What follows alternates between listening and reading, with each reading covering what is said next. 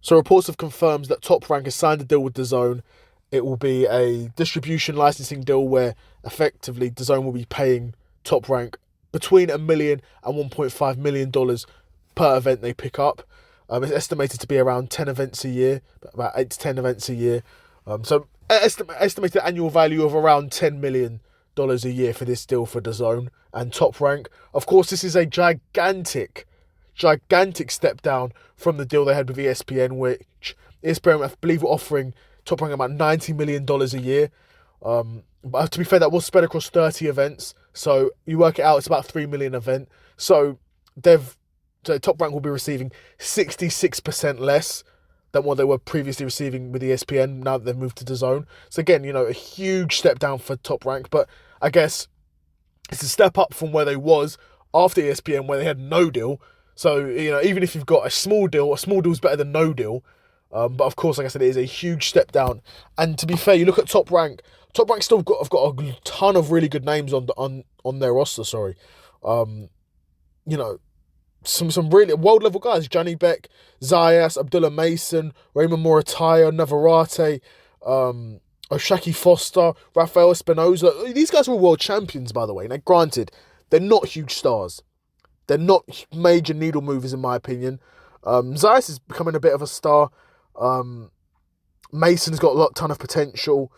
Espinoza's got a ton of potential. Brian Norman Jr. is coming off a bad loss against Devin Haney, but I guess maybe you can build him back up into something. Johnny Beck has got a lot of potential to become a big star, but honestly, he just failed a drug test, so that's really halted a ton of his potential there. But yeah, Top Rank's going to be on DAZN now. Huge step down from ESPN, but I guess that's streaming for you. When you've got the traditional model can pay more. But obviously, when they're paying more, they're going to want to get their money's worth. And Top Rank weren't doing that, because if they was, ESPN would have, extended the deal, but they didn't.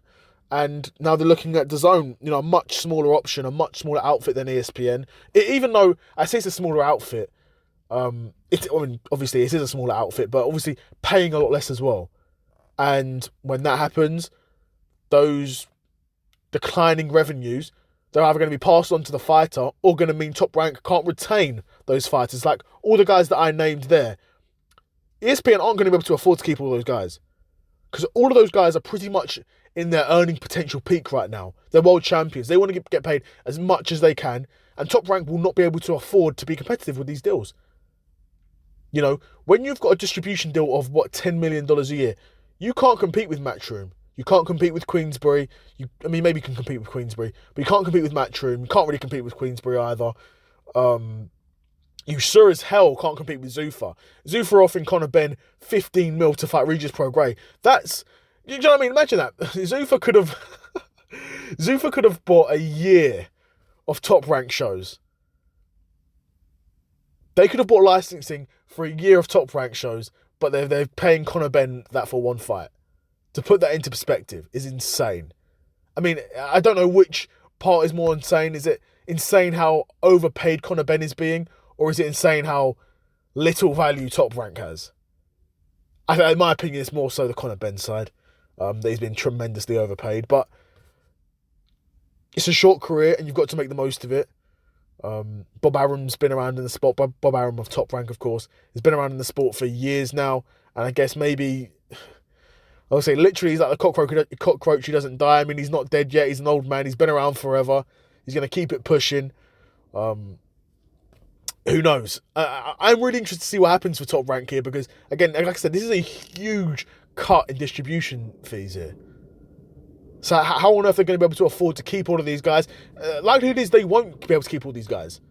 Like, all the guys I mentioned are world champions. I guess Johnny Beck, you don't have to worry about paying him for all of this year because he's suspended, I guess. Okay. Oshaki, to be fair, because these guys aren't gigantic names like that, but they're big enough names to accumulatively want big paydays, right? And Top Rank's not going to have the money to pay them there. So we'll see, if Top Rank can keep on hold to all of these guys. I'd be super curious to know what you guys think in the comments below. Let me know what you think of Top Rank still with DAZN. Do you think it's a smart move? Do you think it likely was the only option they had? Let me know in the comments below. Another episode of the Seth Solo Side Quest in the bag, and I'm out. Peace.